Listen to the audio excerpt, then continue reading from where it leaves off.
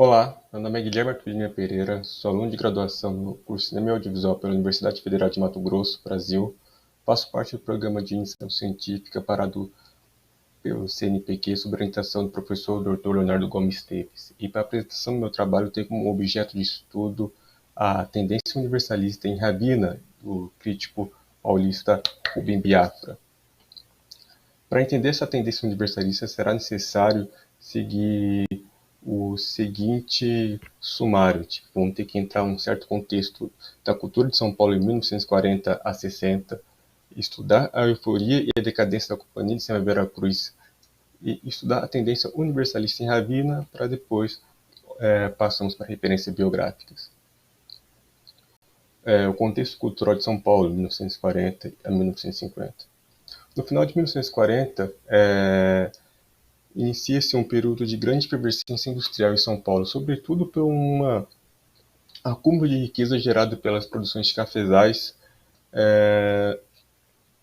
no Estado. Dessa forma, o Estado ele consegue desenvolver uma cultura por meio de seus próprios recursos. E diante desse desenvolvimento de industrial, a cidade passa a receber um fluxo de imigrantes constantemente, fazendo que a cidade se expande, fazendo que a cidade receba um grande número de pessoas a todo instante, fazendo que Cláudio Lévi-Strauss, ao vir para São Paulo, ministrar uma aula no curso de filosofia da Universidade de São Paulo, ele note que os paulistas se vangloriavam de construir uma casa por hora. Então, toda hora, o mapa aqui de São Paulo, ele crescia significativamente.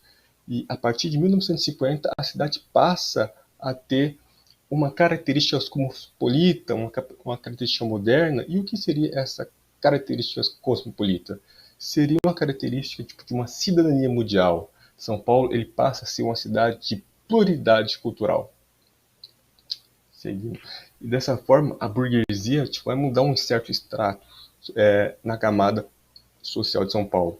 Os fazendeiros que moravam no interior do estado, eles vêm para a metrópole e passam a investir pesadamente na indústria, na medida que as pessoas, a burguesia, a classe que estava ali na capital de São Paulo, sobra apenas desenvolver produções culturais na prosa, na poesia e no teatro. E dessa forma surgem os mecenatos de São Paulo, na qual, diante de uma certa incapacidade do governo, eles vão e falam: a questão cultural em São Paulo é um problema da burguesia, a questão cultural é um problema nosso, não é do governo.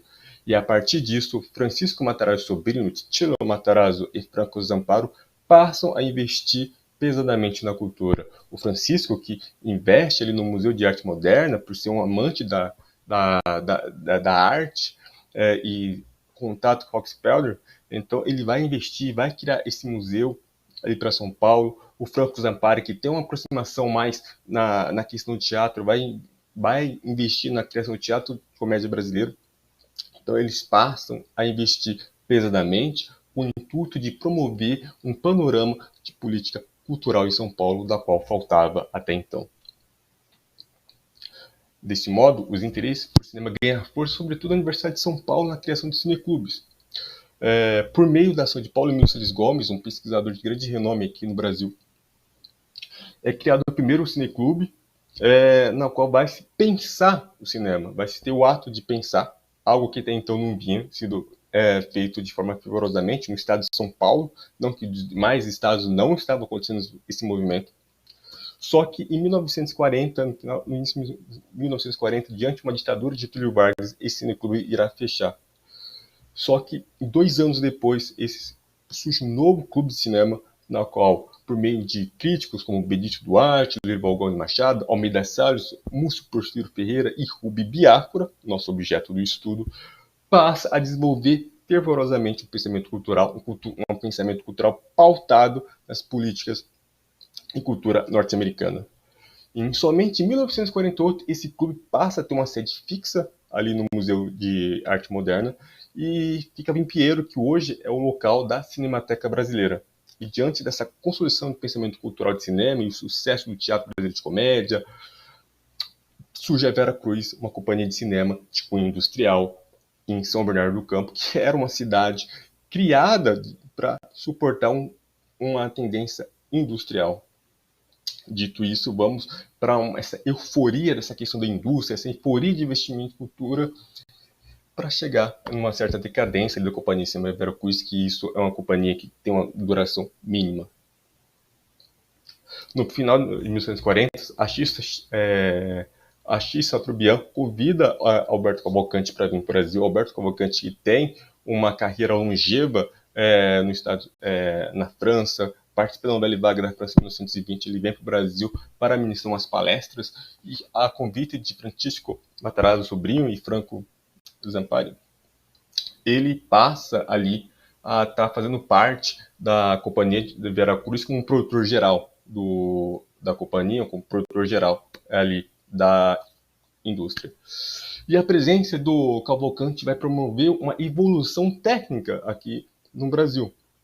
Porque Cavalcante vai chegar e vai analisar que faltava uma certa parcimônia de recursos técnicos. Então ele vai falar no livro dele, Filmar a Realidade: não contamos com argumentistas especializados, nossos diretores bons dá para contar no dedo, não se encontram editores de prestígio. Então ele vai importar mão de obra, sobretudo italiana, sobretudo britânica, na qual ele trabalhava, para promover esse desenvolvimento técnico, para promover um quadro de funcionários, para criar uma obra universal, ou seja, uma obra que pudesse ser vista aqui no Brasil, pudesse ser vista em Portugal, pudesse ser vista na França, que era uma obra universal, uma obra cosmopolita. Então, a presença de Cavalcante vai promover uma mudança de formação de estudantes, uma formação no Centro de Estudos Cinematográficos do Museu de Artes, ao qual eles tinham sido convidados pela X Chateaubriand. E nessa mudança desses centros de estudos, passa a ter ali nas salas de aulas corpos docentes técnicos imigrantes dando aula para o público aqui brasileiro, para que eles pudessem suprir um quadro de funcionários da Companhia Cinema Veracruz. Então, eles passam a ter aula com equipamento de imagem, projeção, gravação, iluminação e outros materiais necessários para realizar filmes pelos alunos num curso cuja ambição, em termos de proposta, era prática de conhecimento técnico. Ou seja, era um curso com desenvolvimento técnico que tinha também como uma certa base, e começa ali uma base universalista e cosmopolita. Então, o que seria esse universalista e cosmopolita? Era absorver sem críticas moldes e produção artística estrangeiro. Bom, mas a presença de técnicos massivamente não vai ser muito bem recebida aqui no Brasil. Sobretudo porque esses técnicos não tinham um modo de falar brasileiro, um modo de se conectar com as pessoas. Então, um dos pesquisadores aqui, chamado Jean-Claude Bernadette, ele vai pontuar: a Veracruz não ficou para trás em matéria de elegância, de diálogo, de bem escrito e bem dito, mas que um pouco que tinha a ver com o português comumente falado brasileiro. Ou seja, eles não conseguem estabelecer um contato com o seu público. Dito isso, as chanchadas, que era um movimento ali no Rio de Janeiro com uma certa parcimônia de recursos, passa a conseguir um certo público maior, porque eles conseguem dialogar ali com o espectador, com o público. Eles conseguem fazer um certo cinema. E diante essa incapacidade de ter um contato com o público, a Veracruz vai ruir aos poucos até que entrar em graus severos de falência, e sobretudo por não pensar muito na certa questão de distribuição. Porém, apesar dessa decadência da Veracruz, a crítica São Paulo passa a sair do papel de julgador para assumir um papel de arte, assumir esse papel de pensar, e onde que se encontra Rubem Biafora, o mote dessa apresentação, o seu filme Ravina. Então, a tendência universalista em Ravina. Bom, Rubem Biafora é um defensor de produções pautadas num certo equilíbrio estético. E esse equilíbrio estético só era possível se você absorvesse esse modo de produção estrangeiro. E dessa forma, Biafora, ele considerava que um filme devia vibrar, seja pelo seu corte, seja pela vibração, um crescido até um deslanche final. e tinha como sua obra de referência, pelo menos ali, durante a década no final da década de 50, o Morro dos Ventos Uivantes, de William Wyler. Porque, através desse Morro dos Ventos Uivantes, ele via uma certa pureza, funcionalidade tão singular de seu ritmo de ficção e sua essência humana. Duas coisas aqui, em cinema quase não se pode existir uma sem a outra, atinge um significado que se acaba tornando misterioso de tão grande que é. Então, ele via essa obra como um primor, uma obra que devia ser assimilada em seu discurso narrativo, e ele faz isso em Ravina. Só que ele faz isso através do pautado de uma certa narrativa clássica e por meio dos flashbacks. O Morro dos Ventos Vivantes, ele começa com uma história de flashback, no presente, e vai para o flashback para seguir o discurso narrativo de Catherine e Wycroft. E eles são responsáveis por continuação narrativa, na qual vai ser baseado em causa e efeito, que será responsável por guiar todo o discurso narrativo no Flash World, em busca ali desses dois personagens se juntarem, ter um laço afetivo, então eles vão ter empecilhos que impedem esse romance de acontecer.